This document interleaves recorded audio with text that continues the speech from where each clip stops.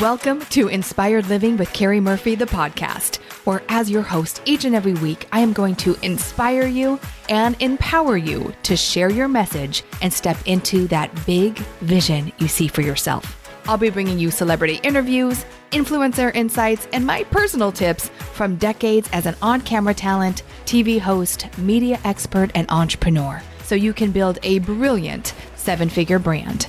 Because when you're inspired, you inspire others. So let's go. You have an amazing product or service that you are dying to get out into the marketplace. You see everyone else launching online, doing the $1 million launches, and you're struggling with what is the right path for you. Maybe you've tried to launch something and you literally feel like you need to own the t-shirt, failure to launch. Well, have no fear, my friend, because today's interview with Destinee Berman is going to really shed some light on what's working and what's not working, things to consider before and after you launch.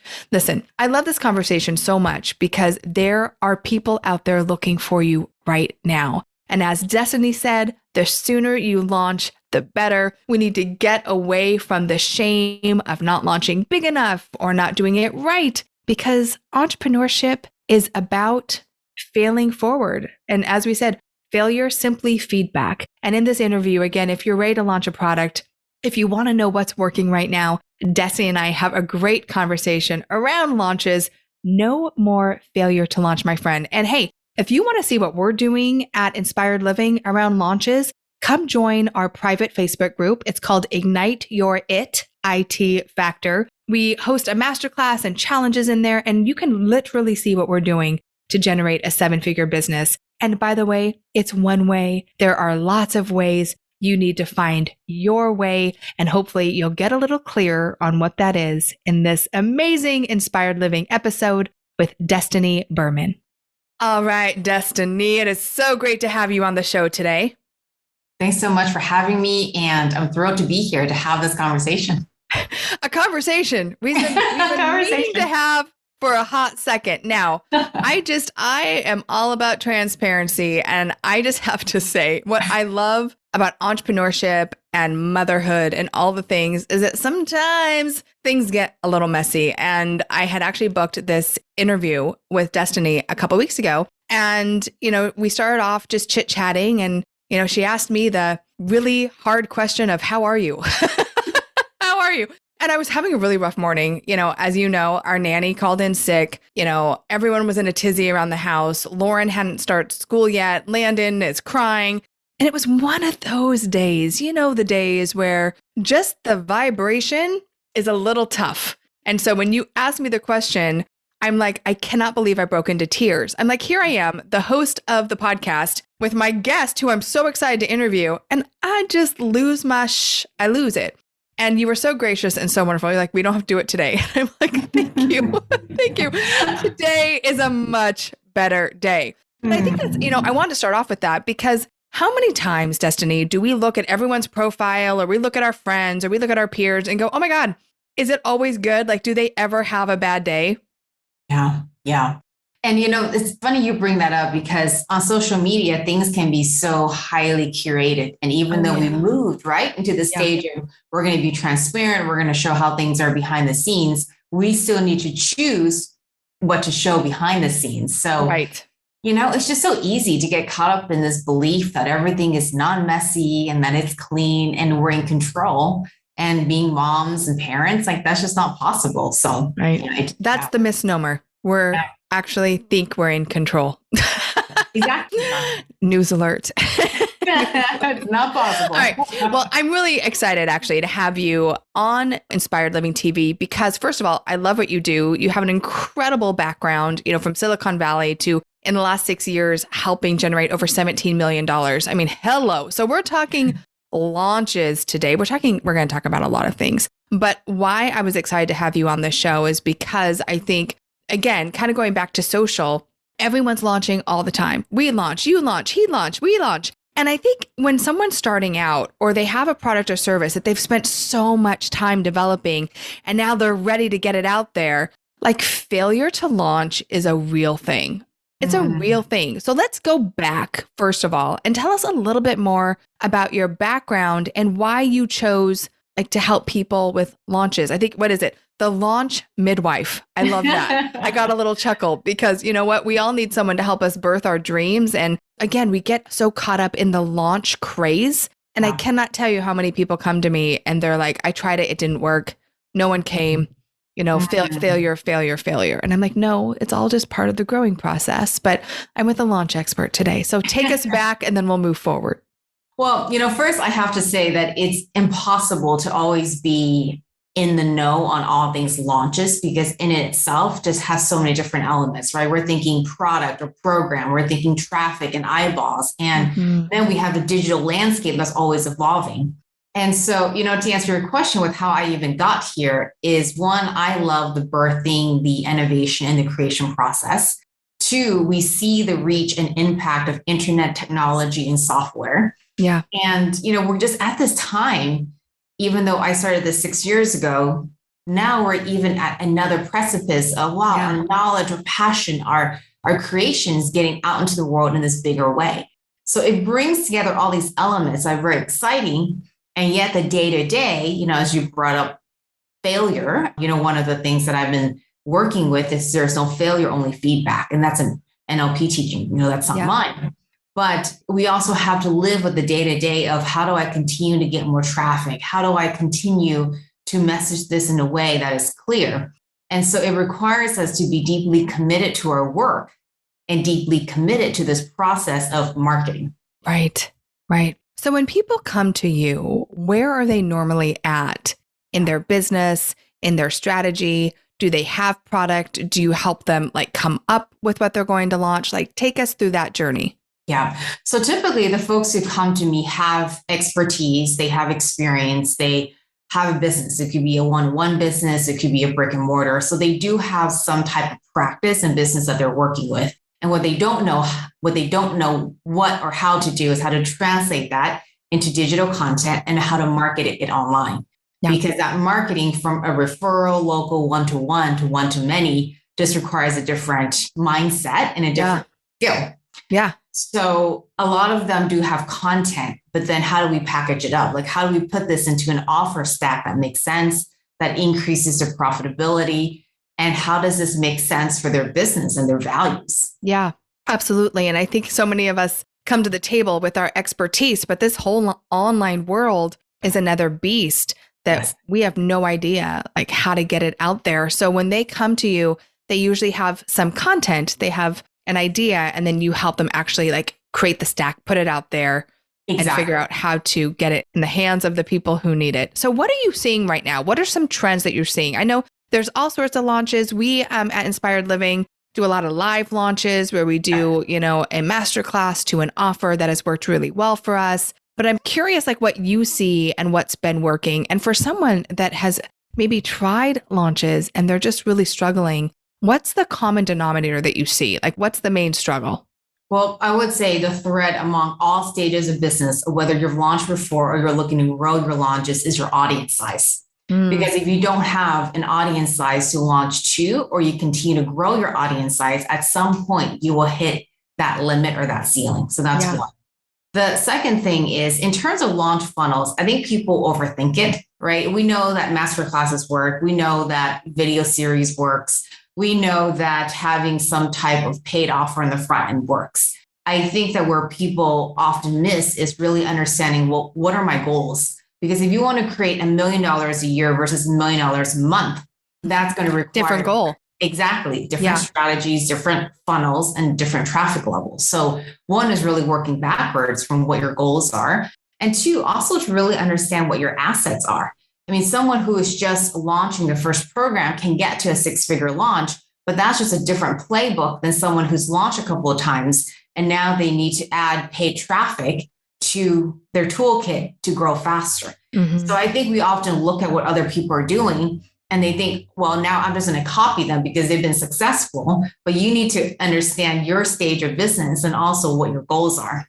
Oh my gosh, so true. Yeah. Right? I mean, it's a numbers game more than anything else. And I think we have to remember it's not personal. We take it so personal, right? Like every time we launch, we're like, oh my God, I'm horrible or I'm wonderful or whatever it is. And it just really is a numbers game. And when you know that, and like you just said, you can reverse engineer it for the number that you want to create. But what people fail to really understand, at least in my experience, I'm not an expert like you are, is that it actually takes money to make money. Do you agree? Do you not agree? Like when people are just starting out and they want a 6-figure launch, do you think that people can do that and not have an audience or not have a budget, I should say?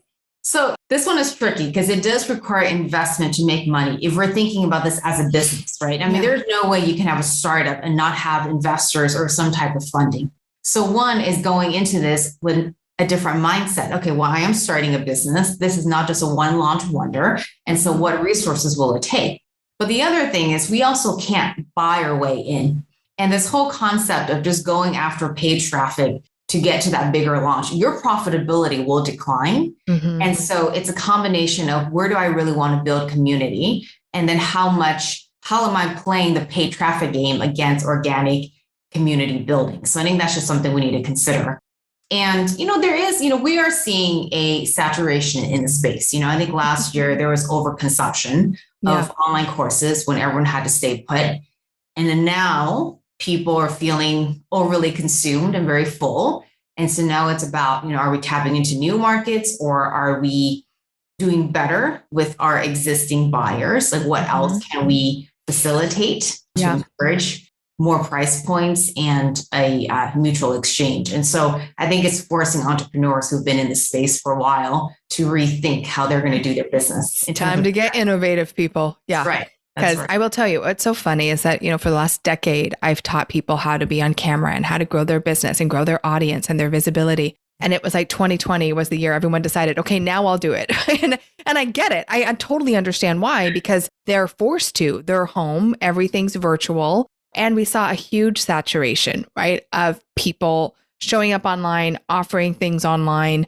I think some people really scaled and were able to grow their business, while others feel like they get stuck in the content confusion, I think, that's out there. I mean, there's no lack of content, right? So when you're looking at helping someone get their product out there, what are some of the things that you ask them? I know you ask like the why and what do you want to make, but I'm so curious, like when you're helping someone like define their market or their price point or their strategy, what are some of the things that you like them to consider? Well, in terms of the content saturation and the content mess, which I'm really glad you brought up, this comes up, I think, with every single person, is you want to have a clear breakdown between marketing content and the course content. And too often when someone starts to get into the marketing path, they confuse the course content with the marketing content. Ooh, that's good. Break that down for us a little bit more. Well, for example, if you have a 6-week course, you have your defined course content, and you have what I call the course outcome statements. Like, here's what people are going to achieve from moving through this course. But then what happens is then they start to think about marketing, the webinar, the videos, the landing pages, and then they start to pull out content and put that into the marketing content. And those are two very different things. The marketing content is tied to the course content in itself, but it really is giving people the ahas, but it's a pregame. Right. Mm-hmm. And so we think about pre-game versus post-game. That will help us separate in our minds which content is what. And too often I just see it get blurred, and then it creates more confusion for yourself. Like people are sharing the course content as their marketing content. Yes. Or they're pulling it out thinking, oh, this needs to be in my marketing, but then what am I giving in the course? Yeah. Right. Yeah. Right. Makes total sense. And I think that's where you have to understand, where are you meeting your client at? Like, where are they, right? What's the level of frustration? What are they looking for? And you're pretty much like exposing the gap for them, I would think, in the marketing content. And then you're filling the gap for them in the course content. Yes, correct. Exactly. Exposing, building that trust, right? Building that connection, building your authority. And then you are giving them the full service end to end in the course, because how much can you really do in a 40-minute webinar? I'm sorry, that's just not possible. Not that much, right? But you can expose the gap. You can help them see, right, where they are, where they want to be, and how you feel that. So that's been around for a long time. The webinar model's been around forever. We still see it all the time. Is there something that you feel, let's give them a little little insight, a little intel here. Is there something that you feel is really working well right now in this climate versus maybe a year or two ago? Like, is there anything new and exciting that you're seeing? Or is it, oh my gosh, I have to continue to do the webinar, to the call, to the opt-in, to the thing, to the thing, to the thing? This may not be a popular answer, but I've always believed that there is not just one thing, right? And so, right. So there's really two aspects of the business. It's one, in terms of what's working now. If you're going to get people through a free opt-in, my recommendation is to have a follow-up sequence where you're selling them a lower price offer. So one, to try to offset ad costs, and two, to try to pre-qualify them before you even lead to your bigger, especially high ticket offer. So good. Yep. So did you hear that? I want to make sure you got this. She said, have a free offer with then a low cost opt-in or a low cost offer, free opt-in to a low cost offer. I'm also seeing now, and we've been playing with this a little bit too, is actually having a paid opt-in. Do you see that working, or is the free to a low cost working better? Yes. It depends on what we're looking at. Cold traffic to paid opt-in is trickier. I mean, You have to really nail the messaging. You have to really nail the ads. It does work if you have those elements in place. If you're just newer to the ads game, you're newer to course launches, start with free with follow-up sale. That would just give you a little bit more bandwidth. Personally, I do both. And I think it works really well because you're really addressing both aspects. Mm-hmm. And then the other thing you want to think about is, okay, so that's the marketing, you're getting people in. I just want to say one thing really quick as you continue. So hold that thought, but I want to make sure that the person listening right now, yes, I'm talking to you, that Destinee said she does both. I think so many times we get stuck in, I have to do it one way. Like, I'm going to do it this way, or I'm going to do it this way, when we don't actually test which way works better. So I actually love that you said that, and just want to take a second, because you can play with different things. You can see what's working for my audience, what's working over here. And that's actually how we get any results over at Inspired Living, is we're constantly testing and tweaking and seeing what works for the audience. Well, and it allows us to be creative, right? I mean, it takes time and energy to create different assets, but it's fun. It can be fun and it can be creative. And I think it's part of the process. Yeah. So great. Thank you. Yeah, of course. And then the second piece that I think people forget is, so you've got the traffic, you're building up, your list and your audience, is that once people get into and they're a paying customer, you want to think about the offer progression. So you've got your core offer, but how can you have an offer to progress folks who are happy, who want to continue working with you into the next offer? And then you also want to have a more digestible offer for folks who aren't quite ready for your core offer. And I think oftentimes we just forget about how we can maximize profitability and that customer lifetime value. Absolutely. Customer lifetime value. So just to kind of break that down, are you saying upsell and downsell? Yes. Upsell and downsell. Yes. And you just want to think about the launch sequence, right? So for some folks, they have a upsell that kicks off after the core offer ends. Mm-hmm. And so you want to think about a sequence as well. Yeah. So it's they could be in the program, 50% into the program, and then you can upsell them to a program that starts next. Mm-hmm. And then the downsell, for me, the way we do it is during the live launch, we'll downsell after the public launch. So it's more about the sequencing. Yeah, but just understanding kind of that client journey that you're taking people through, because not everyone is going to buy that core or that signature offer. So what they opted in, that's the thing you want to remember. They were interested in what you were teaching. So I love that. So how do you continue the ascension model for them? And I remember a long time ago, Justin Livingston was talking about spiral marketing. He worked with Cal and Rush, and I'll just never forget what he said, because of course, we know it's so much easier to keep a client than get a new one. Yeah. But it's for every result, there's another inherent need. And I've quoted this now for years because it stuck with me that much. Because when you think about when you're bringing in someone new and you get them a result, then there's another inherent need. There's another need at the bottom of that result.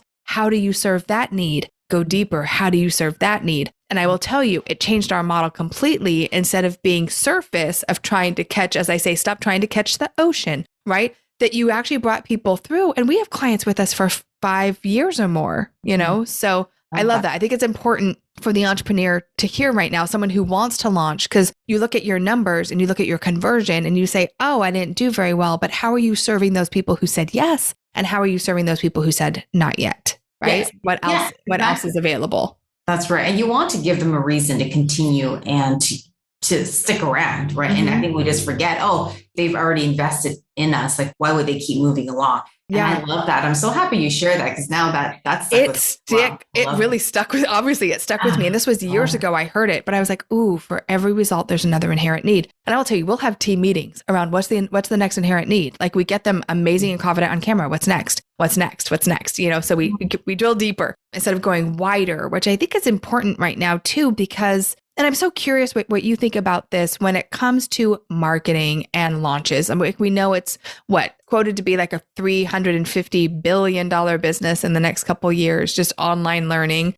And so it's not too late for someone to get into the launch game, right? But what's going to make them successful at it? Is it like, I really think it's important to market something that someone really needs. Like, what's the gap? How are you the specialist? How are you the one that shows up as the expert? But do you have that same philosophy, or you're like, hey, you can just be a business coach or a life coach? Or I do. I mean, so one, it's not too late. It is true that the market size is expanding and moving more to mainstream, right? Yeah. To more mainstream acceptance. Yeah. But this is where, when the world gets bigger, it actually gets smaller. Ooh, and I like that. I like that you use the word specialist, because I do believe that for you to be successful now, given content saturation and the market getting wider, you do need to go more specialized and deeper. Yeah. And so I like the yoga teacher as an example, just because there are a lot of yoga teachers, there's a lot of health coaches. If we're going to do yoga, we'll do yoga for diabetes or yoga for mental health versus just yoga, right? Or life coach. Yeah. Like, what's your area of specialization? So I do think that building the value of the 100 true fans, deeper fans, is going to be the key to one's success when they enter now. And it is important to size the market. So you want to go deep, but you also do want to size the market and look, okay, based on my revenue goals, is this market big enough to support it? You know, I was talking with an entrepreneur the other day, and she's focused on sport coaches or sport instructors. And I looked at the market size. I'm like, great, there's a lot of people here. Like, it makes sense. Yeah. Yeah. You definitely want to do some research, right? Because if there's only 1% of the population who you can market to, that gets a little rough. But we do need, people are willing to pay more for people who are specialized in their industry, who they believe are going to get them a result quicker, faster, easier. So I do think that's important, but you want to make sure there's a viable market for you as well. So. Exactly. Yeah. And just to support the kind of business you want to build, right? For some folks, they want to build $1 million a year, and some folks want to build $10 million a year. Let's make sure that the market size is there to support that. Yeah. So good. So again, when someone comes to work with you, you kind of walk them through the whole strategy from beginning to end. They come with the idea, they come with maybe the content, but you walk them through the launch strategy. Because I will say, for most people, at least that come to us, where they know they need to be visible, they want to build their audience, they need to be great on camera usually to do a launch. They're just so overwhelmed with all the options out there and how to do it. And they'll see someone else doing something and go, well, then I'm going to do that. But they're not ready to do that because they're not where that other person is. For example, a paid opt-in. If you have no list and no following, and you're only, doing ads to cold traffic, I think that's tough. And we've seen it with our clients. Like, they try it, but it's really tough. Yeah. Well, I mean, you do want to create a result on top of a result. So again, this is based on where you're at. So if you've got no audience, you don't have proven offer, you don't have proven results with your clients, you're going to want to start more simple and be willing to experiment. So typically, if folks are coming to us and they're brand new, I like to have them launch a paid workshop versus a paid course. I love that. Right. That gets them in the game. You teach, you get to prove results, and you get to get past your fears and your confidence when it comes to teaching online. If you have results, if you have a business and if you have clients to really build off on, so many times we overthink this. It's like, well, why don't we just launch what we've already been known for? And we have the results there to prove it. And then we build upon that. It doesn't have to be this brand new, innovative course idea for it to work online.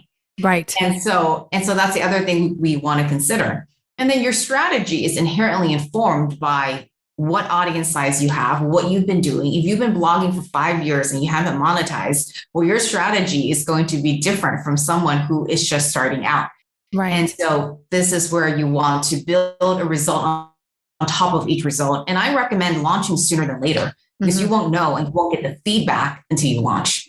So true. And I really love that. I was a former NLP practitioner myself. And yeah, and failure is just feedback. Like it's not personal. And I think, any entrepreneur can raise a hand, a foot, and an eyebrow. Like we've all failed forward multiple times. And it's the only way you grow is to test it and, like we said, tweak it. And for us, it's really interesting because I was really off put by launches for a long time because I didn't want to be like everyone else. Like everyone else is doing this. So I want to do something completely different. It's just the way my brain works. But finally, I listened to a dear friend of mine who was like, Keri, like, you got to trust me, girl. Like you're teaching video, you got to do this thing. And I promise you, like, you're going to get amazing results. So I acquiesced. It was like, fine. It was right before 2020. And I started doing these master classes that I love so much. They're fun.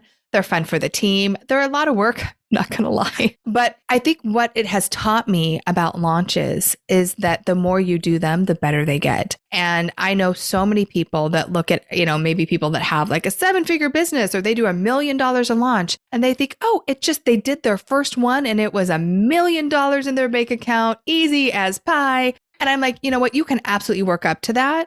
But I will say that when you have a strategy that works, like you said, like you're good at something, you're good at something. It's like right at the tip of your nose, like just rinse and repeat it. And I think for entrepreneurs, we're so bright, shiny object. We're visionary and we're creative. And I will say, talking personally here, I felt like doing something over and over again would make me feel stifled. It would make me feel like I wasn't creative and I wasn't using my entrepreneur powers. But I will say, it's changed our company completely because we know we can actually count how much revenue we're going to bring in because we've tested it and done it so many times that it truly is a numbers game. We know if we want to make $1 million, then we have to spend this much and do this and do this. So right. It's been interesting for me to learn. I tell everyone that, video is a muscle. I think launch is a muscle too. I think you build it as you do them. You get better at them as you do them. You get to know your audience better. You speak into them better. So like you said, just do it sooner than later and don't be afraid. Like I was listening to Tony Robbins the other day and he's like, my first event, it was of course a long time ago, but he's like, I was 18.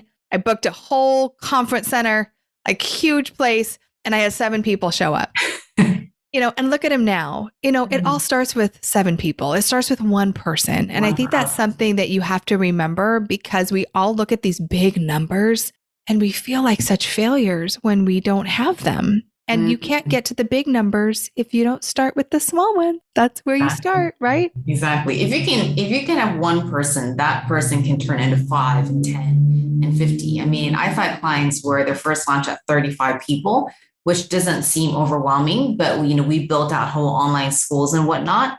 Yeah. And 3 years later, they're at 3,000. So it's like, you have to start at the number that you're at and be willing to keep moving forward instead of being blinded, exactly as you said, by these, right. Well, if I don't have that number now, this means this about me. Right. Not true. Yes. Delete. Yeah. Yes. Not true.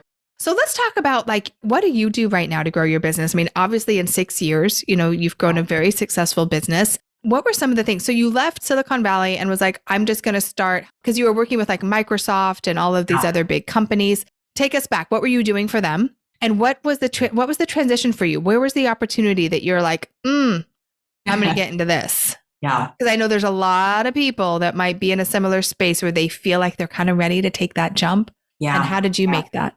Well, back then I wanted to reinvent myself, but I didn't really know that. And so I didn't say that to myself, right? Because when I was working in companies, I was doing that for 15 years. And so I did a bunch of different things.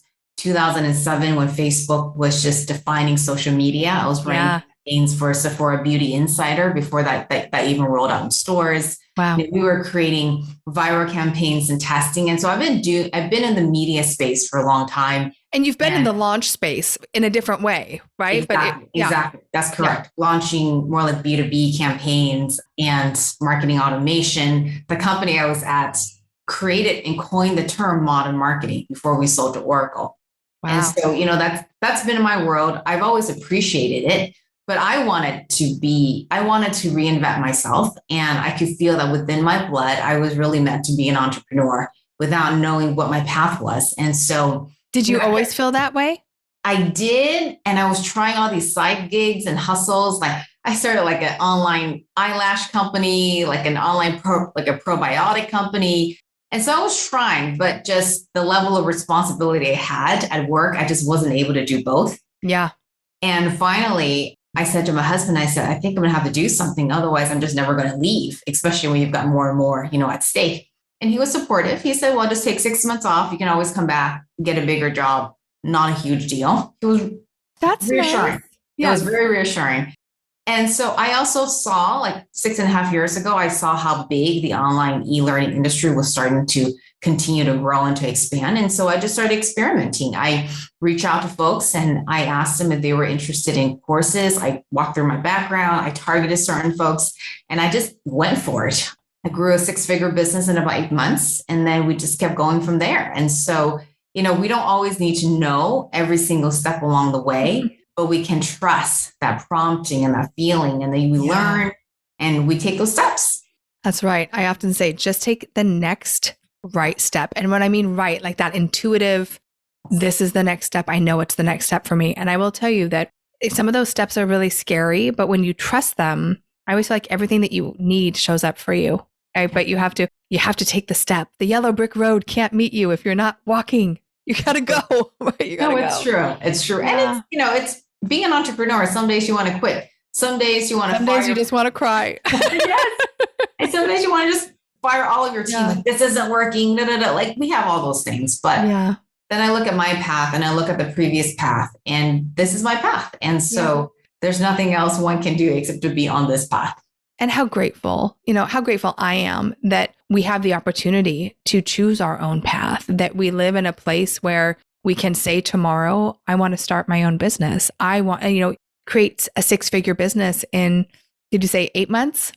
Yes. The opportunity is there I really think for everyone. Yes, are there things that you need to understand and learn?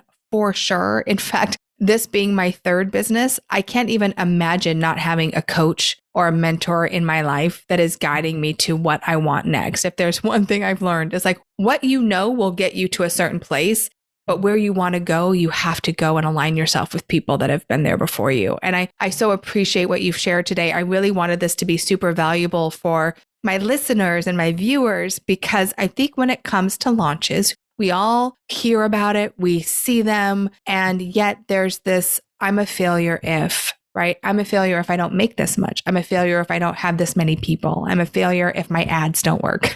Yeah. And I think it's just giving people permission, right, to continue to show up, to test, and know that it's all just part of the journey. And there are people that can help you. Like, hello, there's someone like Destinee that you can actually hire that will make sure that you're not throwing your time, money, and energy down the drain, because that's what I see a lot of people doing as well. Yeah. All true. Love it. Yes, sister. So what does inspired living mean to you? It means being courageous enough to own our path and to own our calling. And for me, it's about giving ourselves the permission. And you're right. Like, we are lucky that we live in a place in the world that as women, we can choose to do this, but to really give ourselves the permission to say, this is who I am. This is what I want to do. And regardless of inherited voices from family, from society, not that you have to choose to be an outcast, but to really be who you are and say, this is my path and this is what I'm going to choose to do. And never before have we been able to express this out through the internet. And that's what I want for every entrepreneur, every person. Yeah. It really is incredible what we're able to do through the interwebs. Like, it's really amazing. Like, look at these. We have these $1 billion assets at our fingertips. You don't have to audition. You don't have to wait for someone to find you. You really don't even need to pay. You just have to commit to show up. And I think that's pretty phenomenal. Agreed. So thank you for showing up with me today. Such a pleasure to have you. If someone's interested in working with you, connecting with you, learning more about how you can help them launch what it is that they have to put out into the world, what do they do? Destinee Berman, my website. We've got free trainings. We got free resources, including a launch guide that's going to walk you through the steps. We've really simplified it for you. And then Instagram is a great way to connect with us. Des Berman. We DM, we connect with new folks there all the time. Amazing. We'll make sure to post all of those links. And that resource sounds amazing. A launch guide. Who does not want a step-by-step launch guide? Go get it. Go get it. And then tell her how amazing it is on Instagram. Is there anything that you want to leave us with? Maybe like your number one piece of advice? Yeah, I would say that if you're thinking about doing this, like if you know and you have this yearning that you want to get your workout online or you're looking to grow your work online, what I would suggest is to trust that instinct and the best you can to quiet all the voices within. Oh, I don't know tech. I'm not a digital native. I don't want to show my whole life on Instagram. Like these are all common concerns that we have. And if you're willing to just let that be, there are ways to get your work out there in a creative way. Even if you feel like I can't do video or even if I can't do a webinar, well, one, you can learn how to, but you can find your most creative ways. Like I have clients who've done ceremony online when they thought they couldn't do a webinar. Mm-hmm. And so to trust that and to find your signature and that the world will receive that. So beautiful. Thank you for that. And thank you so much for joining me today. It was really wonderful to have you. Thanks so much for having me. I love this conversation. We'll have many more.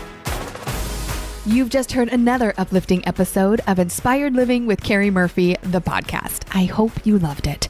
If you haven't yet, please subscribe, rate, and review this podcast. And if you'd like to know more about Inspired Living or to get your hands on many of our awesome free resources, such as the Be Studio Ready Guide, simply visit us at inspiredliving.tv/podcast. Remember, your vision is your destiny, and we're here to help you bring it to life. Join me again next week for another extraordinary episode.